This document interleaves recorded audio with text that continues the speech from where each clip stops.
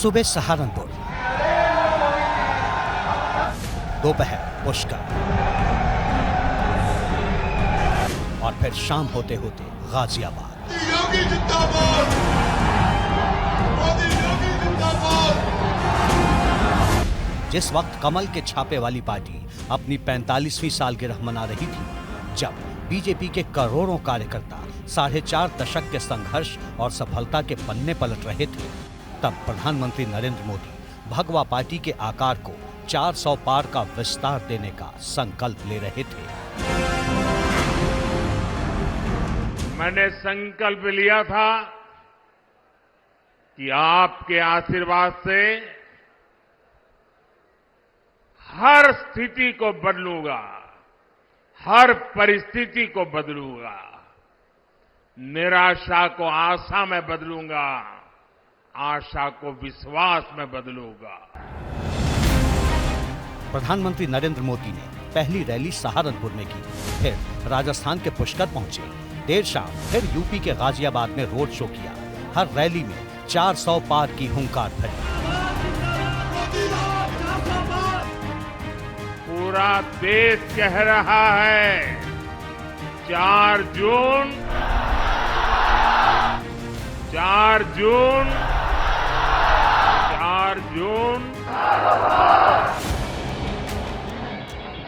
ये पहली बार नहीं है जब प्रधानमंत्री नरेंद्र मोदी ने 400 पार का नारा लगाया हो, ना ही ये पहला मौका है जब बीजेपी ने 370 सीटें जीतने का दावा किया हो। लेकिन सवाल ये है कि ये होगा कैसे? जवाब हम बताएंगे। पहली बार आप देखेंगे, जानेंगे और समझेंगे कि मिशन 370 के लिए बीजेपी की स्ट्रेटजी क्या है। बीजेपी को सबसे ज्यादा सीटें किन राज्यों में मिल सकती हैं? बीजेपी का ऑपरेशन 100% कैसे कामयाब हो सकता है? पहले फेज के चुनाव में जब बमुश्किल 13 दिन का वक्त बाकी है, तब बीजेपी ने कैसे और किन राज्यों में 100% जीत का टारगेट फिक्स कर लिया है, ऐसे समझिए। उत्तर प्रदेश, मध्य प्रदेश, राजस्थान, गुजरात, छत्तीसगढ़, दिल्ली, हरियाणा, उत्तराखंड, हिमाचल और कर्नाटक। ये वे राज्य हैं जहां बीजेपी सभी सीटें जीतने के मिशन पर काम कर रही है। देश के इन 10 राज्यों में लोकसभा की कुल 225 सीटें हैं।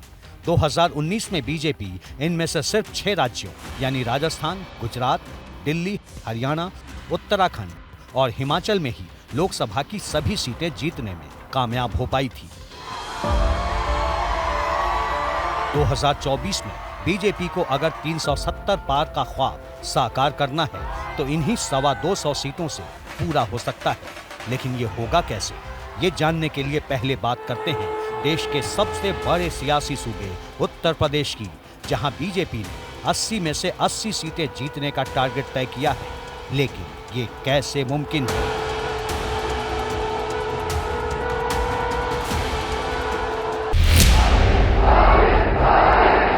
दिल्ली की सत्ता का रास्ता यूपी से ही होकर जाता है।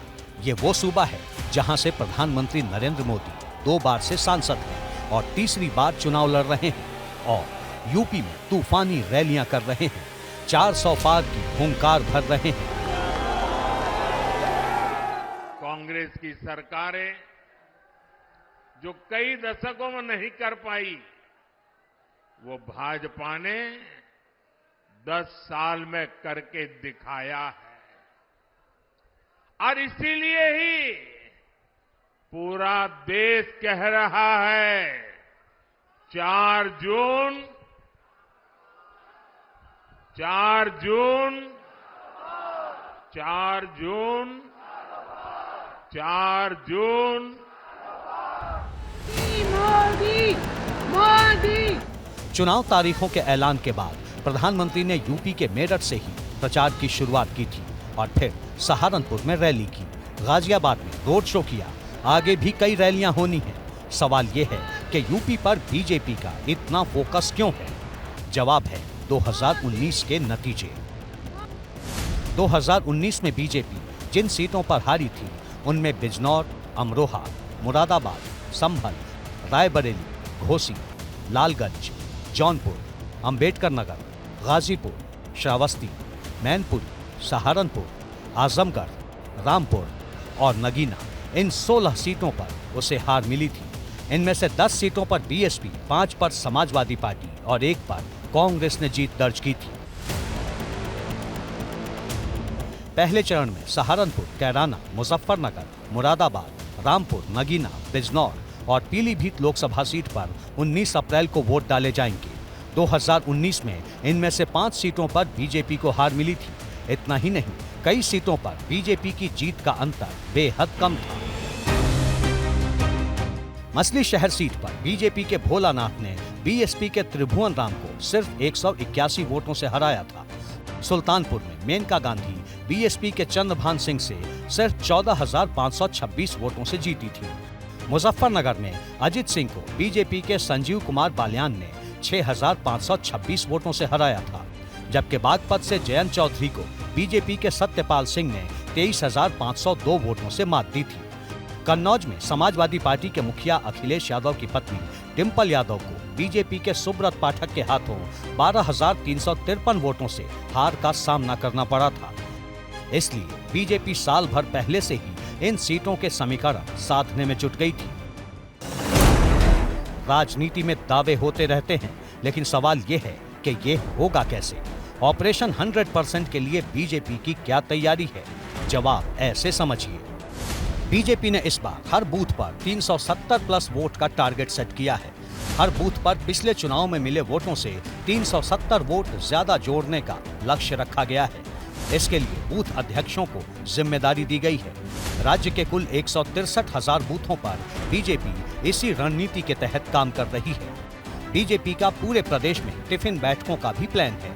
इसके तहत बूथ अध्यक्ष घर से टिफिन लाकर एक दूसरे के साथ टिफिन बैठक करेंगे। इसकी शुरुआत खुद पीएम मोदी ने वाराणसी के 666 बूथों के कार्यकर्ताओं को संबोधित करके कर दी है। बीजेपी का जो प्लान है 80 में 80 सीटें जीतने का, आपको क्या लगता है वो किस तरह से बीजेपी उसको एग्जीक्यूट कर सकती है? बीजेपी इलेक्शन की तैयारी बहुत साइंटिफिक तरीके से करती है, वेल प्लान्ड करती है। बीजेपी इस बार मुस्लिम इलाकों में भी खास फोकस कर रही है। मुस्लिम इलाकों में होने वाली फर्जी वोटिंग के आरोपों के मद्देनजर बीजेपी ने इस बार खास रणनीति तय की है। बीजेपी उन इलाकों में मुस्लिम महिला कार्यकर्ताओं को पोलिंग एजेंट बनाएगी जहां बड़ी संख्या में मुस्लिम वोटर हैं। उत्तर प्रदेश में ऐसे 20,000 बूथ चिन्हित किए गए हैं और मुस्लिम महिलाओं को पोलिंग एजेंट बनाने के लिए ट्रेनिंग भी दी गई है। पार्टी के अल्पसंख्यक मोर्चे को इसकी जिम्मेदारी दी गई है। इसके साथ ही केंद्र और राज्य सरकार की योजनाएं बीजेपी के लिए ट्रम्प कार्ड साबित हो सकती हैं। यूपी की 20 करोड़ आबादी में करीब 15 करोड़ वोटर हैं। माना जाता है कि इनमें से 13 करोड़ केंद्र की योजनाओं के लाभार्थी हैं। 2022 में यूपी में बीजेपी की ऐतिहासिक जीत के पीछे लाभार्थियों को ही माना जा रहा था, लेकिन क्या यही फॉर्मूला 2024 में भी बरकरार रहेगा? ये तो 4 जून को ही पता चलेगा। पब्लिक की अपनी राय है, लेकिन यूपी में बीजेपी जिस तरह से फ्रंट फुट पर खेल रही है, उससे विरोधी पीछे छूटते दिख रहे हैं। इंडिया अलायंस कई जगह सीटें फाइनल नहीं कर पाया है। खासतौर से समाजवादी पार्टी लगातार कैंडिडेट बदल रही है, जिसे लेकर प्रधानमंत्री मोदी ने सहारनपुर में निशाना भी साधा।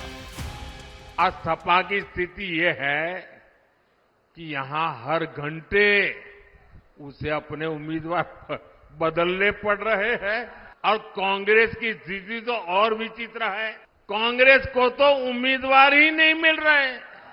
जिन सीटों को कांग्रेस अपना गढ़ मानती थी, वहां भी उसे उम्मीदवार उतारने की हिम्मत नहीं हो रही है। मैंने तो देखा कुछ जगह पे जिसको उन्होंने उम्मीदवार घोषित कर दिया, टिकट दे दिया, उसने दूसरे दिन इस्तीफा दे दिया। यानी इंडी गठबंधन अस्थिरता और अनिश्चितता का दूसरा नाम बन चुका है। विरोधियों पर अटैक के साथ ही बीजेपी के कॉन्फिडेंस की एक और वजह है, और वो है मायावती का अकेले चुनाव लड़ना, जो कुछ हद तक चुनावी लिहाज से बीजेपी के लिए मुफीद है। वेस्ट यूपी में जाट समुदाय के साथ ही मुसलमान और दलित वोटर निर्णायक हैं। सहारनपुर में करीब 23% दलित वोटर हैं। इसी तरह कैराना में 17%, मुजफ्फरनगर में 21%, बिजनौर में 23%, नगीना में 22%, रामपुर और पीलीभीत में करीब 17%, जबकि मुरादाबाद में तकरीबन 15% दलित मतदाता हैं। मायावती अपने उम्मीदवारों का पहले ही ऐलान कर चुकी हैं। ऐसे में कई सीटों पर त्रिकोणीय मुकाबले के आसार हैं, जो बीजेपी को मुफीद नजर आ रहा है। लेकिन क्या यूपी में क्लीन स्वीप होगा, ये तो वक्त ही बताएगा। फिलहाल दिल्ली चलते हैं।